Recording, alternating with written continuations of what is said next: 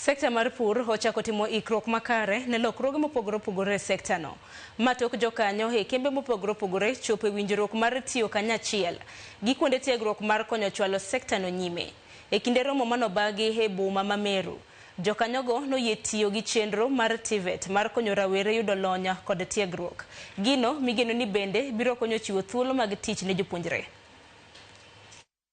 Will enable the youth from these counties to join the TVET institutions, and as a result of that also join the industry for training, and eventually, they will have a better scope of training which will facilitate their quick engagement in the labor market. This dual training will become passionate about agriculture, and that will make sure that, agriculture will have better productivity, better continuity, quality products. Trainees who are being trained in the TVET, sometimes when they come into our industry, some don't have the skills, also the knowledge, and also the attitude they have.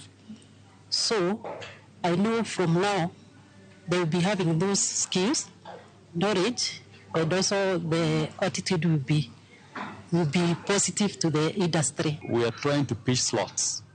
We have invited all the industries so that they can give us the slots that they can be able to give to our institutions.